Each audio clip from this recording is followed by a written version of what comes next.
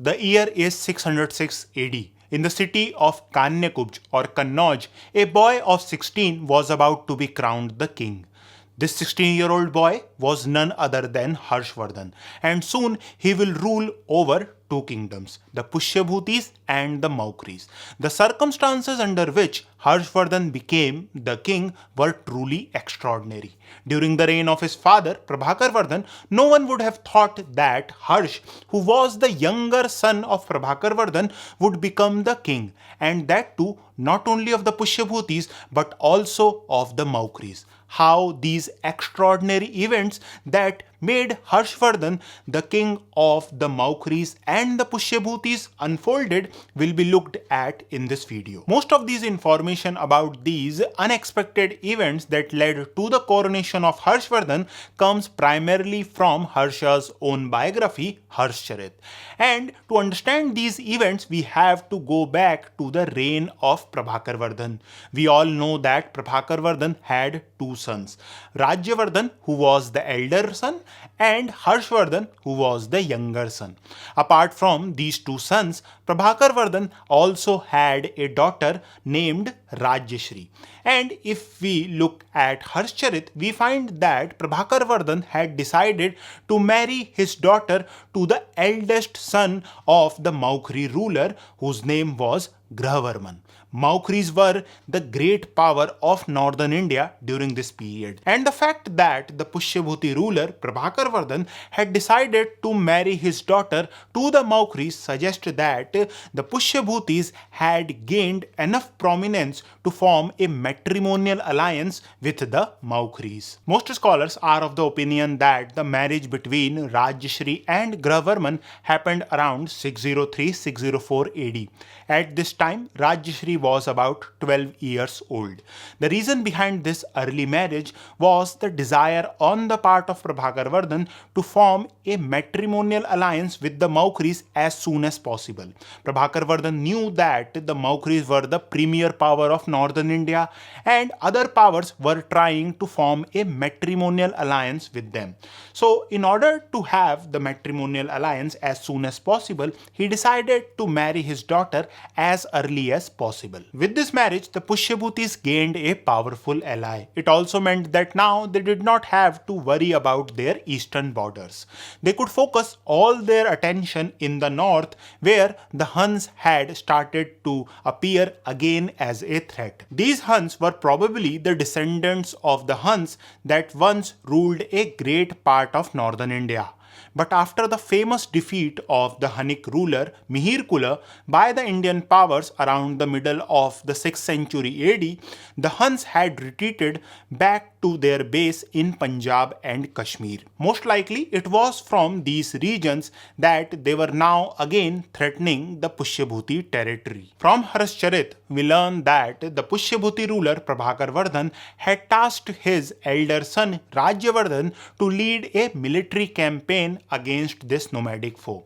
For Rajyavardhan, as he was the crowned prince, this was a great opportunity to show to his father and the royal court that he would be a capable ruler. As Rajyavardhan was leading the campaign against the Huns, we find that his younger brother Harshavardhan was also away from the capital at Thanesar, enjoying a great hunt at the foothills of Himalaya. If we look at Harsha-charita, it appears that this campaign of Rajyavardhan was a great success, but things were not so great in the capital Thaneshwar. Here, the Pushyabhuti ruler Prabhakarvardhan had fallen seriously ill.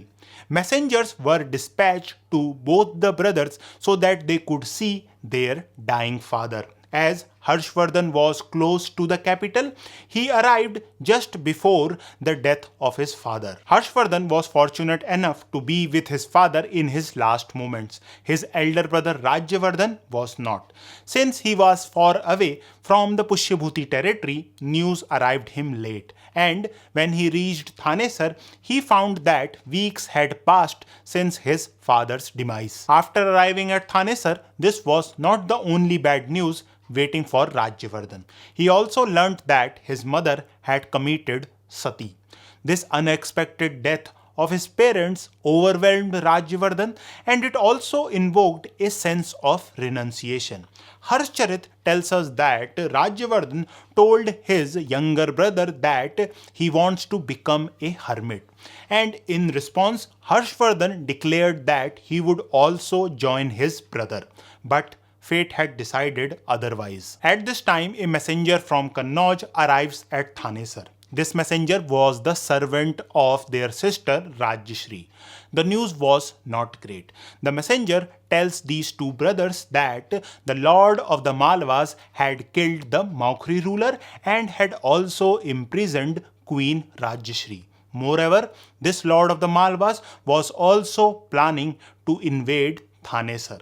The death of their parents and now the death of their brother-in-law and the imprisonment of their sister evoked in these two brothers a great sense of revenge.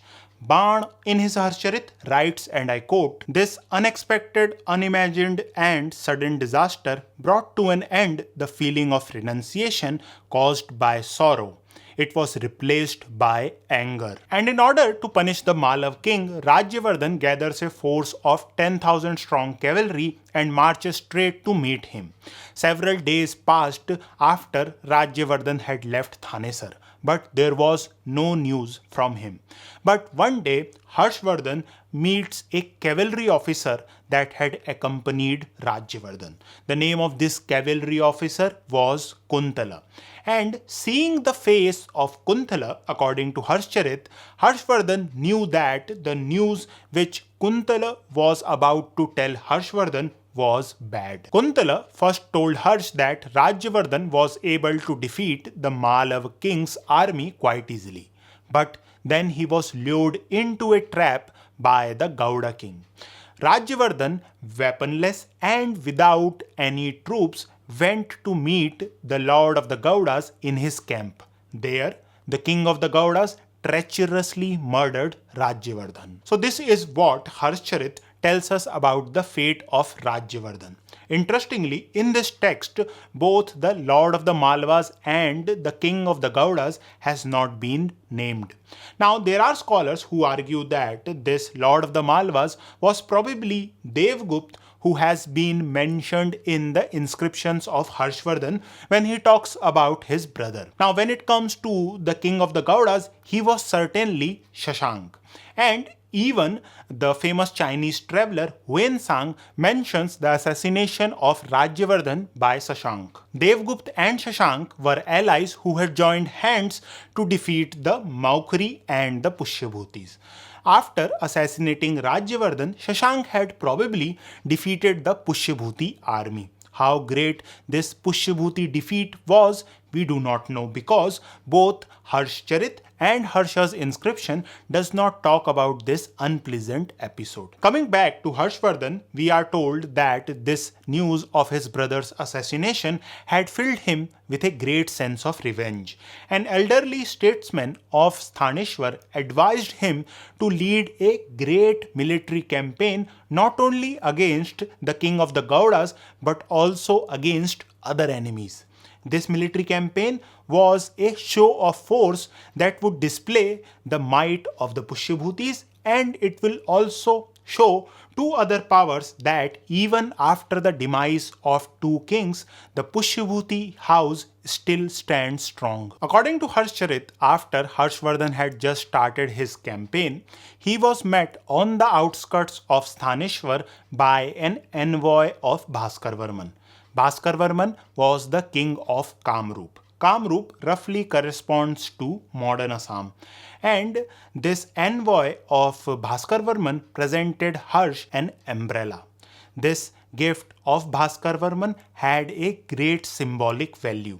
As we know, in ancient Indian custom, umbrella represented royal authority. And Bhaskarvarman gifting an umbrella to Harsh suggests that Bhaskarvarman was acknowledging the suzerainty of Harsh over his dominion. Why Bhaskarvarman was doing this is pretty straightforward.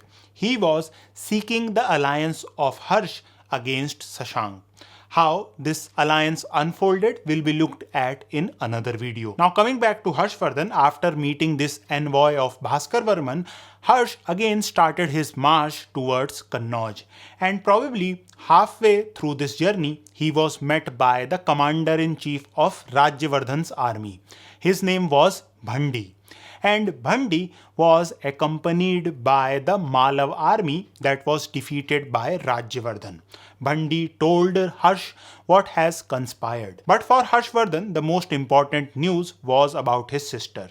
He gathered from Bhandi that Rajyashri had freed herself from the prison and had entered in the Vindhya forest. At this time, the paramount thing to do for Harsh was to secure the safety of his sister, and he decides that he will rescue his sister himself. Bhandi was ordered to lead the main army against the Lord of the Gaudas. Now, when Harsh enters the Vindhya forest, he learns from a Buddhist saint that a young woman was about to burn herself. Harsh realizes that this was none other than his sister Rajyashri, and he rushes to save her. Fortunately, he arrives just in time. The two meet and Rajyashri safely returns with Harsh to Kannauj. In Kannauj, Harsh was coronated the king of the Pushyabhutis and the Maukharis. And with this coronation, the Harsha-charita ends. Now this ending of Harsha-charita is quite strange. We would expect from a royal biography of a king like Harsh that it will also talk about his reign. But Harsha-charita is different. There are some scholars who have argued that in Harsha-charita, Rajyashri is represented as goddess Shri, the goddess of fortune. And in the last chapter where Rajyashri meets Harshavardhan, it should be seen as the coming of good fortune in Harsha's life. The episode of Rajyashri's rescue was also important for Harsh, as it strengthened his claim over Kannauj.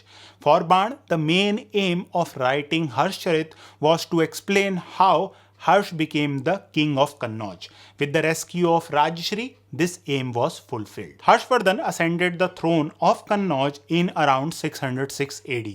Soon he would embark on an ambitious campaign that would earn him the sovereignty of most of northern India. But this campaign of Harshavardhan and the fact that he became the king of two great kingdoms was possible because of the efforts of his father Prabhakarvardhan. If you want to know more about Prabhakarvardhan, do watch this video where I have done a deep dive into the reign of Prabhakarvardhan. Thank you for watching.